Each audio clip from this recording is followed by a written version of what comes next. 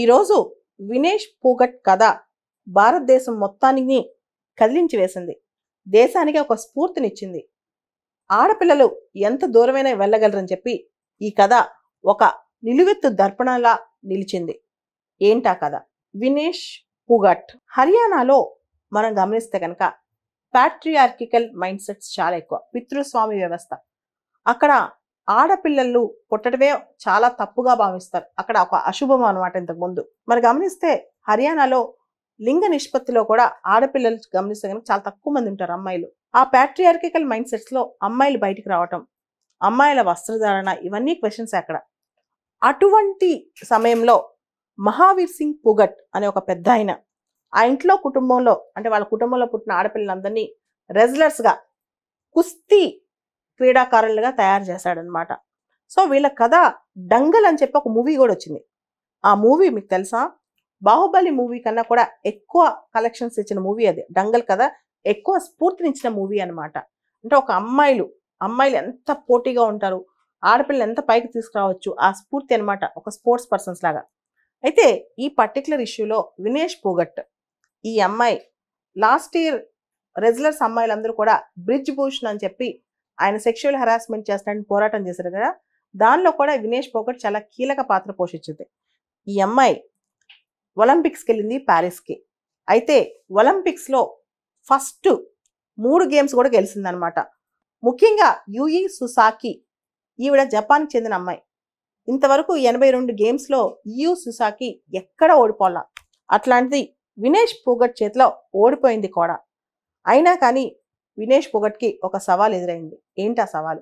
వినేష్ పోగట్ యాక్చువల్గా పోటీ చేసిన కేటగిరీ 50 kgs రెజ్లింగ్ కేటగిరీ అనమాట. అయితే 3 మ్యాచ్లు అయిపోయాక, మొదటి 3 మ్యాచెస్ అయిపోయాక, 3 గేమ్స్ అయిపోయిన తర్వాత 4th దానికి వచ్చేసరికి అమ్మాయి ముందు రోజు నైట్ చూసుకుంటే కనుక అనుకున్న దానికంటే 2 kgలకు పైగా వెయిట్ ఎక్కువ ఉందనమాట. నైట్కి నైట్ జుట్టు కత్తిరించేసుకుంది. నైట్ అంతా ఏం తినలేదు. మొత్తం మంచినీళ్ళు, కొంచెం మంచినీళ్ళు తాగింది. బాగా డీహైడ్రేట్ అయిపోయింది. తన బరువు తగ్గించుకోవడానికి చాలా కష్టపడింది. తెల్లారి చూసుకుంటే ఒలింపిక్స్ అథారిటీస్ అమ్మాయి వెయిట్ చూశారు.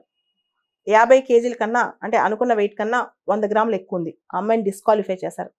దాంతో అమ్మాయి చాలా, అంటే అంత దూరం ఫైట్ చేసుకెళ్ళి యూయి సుసాకిని ఓడగొట్టి అంత దూరం ఫైట్ చేసి ప్యారిస్ దాకా వెళ్ళి మెడల్ తెచ్చుకోలేకపోయిందనమాట. దాంతో అమ్మాయి కుంగిపోతోంది. డీహైడ్రేషన్తో హాస్పిటల్లో ఉంది. ప్రధాని మోడీ గారు ఆ అమ్మాయి గురించి ఒక ట్వీట్ చేశారు. ఛాంపియన్ ఎమాంగ్ ఛాంపియన్స్ నువ్వు, ప్రైడ్ టు ఇండియా, నువ్వు ప్రైడ్ ఆఫ్ ఇండియా, నువ్వు దేశానికి గర్వకారణం, ఛాంపియన్స్లోకెల్లా నువ్వు ఛాంపియన్, అలాంటిది నువ్వు మళ్ళా పోరాడతావు, మళ్ళా బౌన్స్ బ్యాక్ అవుతావు అని చెప్పి Indian Olympic Association president PT Usha కూడా ఆ అమ్మాయిని వెళ్ళి పరామర్శించారు. వినేష్ పోగట్ కథ అందరికీ ఆదర్శం. ఒక అమ్మాయి ఎంత దూరం ఫైట్ చేయొచ్చు, ఎంత దూరం వెళ్ళొచ్చు. ఒలింపిక్స్లో గెలటం అంటే గోల్డ్ మెడలే, సిల్వర్ మెడల్, బ్రాంజ్ మెడలే మాత్రమే కాదు, ఆ పోరాటం చాలా ఇంపార్టెంట్.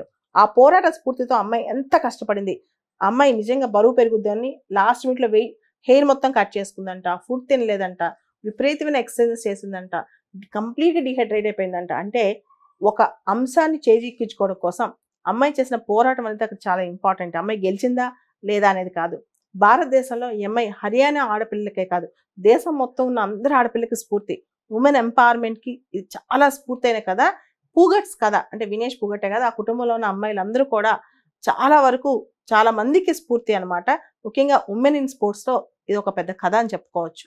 జపాన్కి చెందిన యూయి సుసాకి, ఈవిడ లాస్ట్ టైం గోల్డ్ మెడలిస్ట్ ఒలింపిక్స్లో, తర్వాత 4 times world champion, 82 games complete కంటిన్యూస్గా ఆడింది, వరల్డ్ నెంబర్ 1 ఛాంపియన్. 82 ఆటల్లో ఈవిడ 82 ఆటల్లో యూయి సుసాకి ఓటమి అనేది చూడలేదు, ఎరగదు కూడా. ఇలాంటి యూయి సుసాకిని మన అమ్మాయి వినేష్ పోగట్ ఓడించింది. అదే గొప్ప విషయం, అదే అన్నిటికన్నా పెద్ద మెడల్ అనమాట. సో దాన్ని బట్టి చూస్తే పోరాటం గొప్ప విషయం అని చెప్పొచ్చు.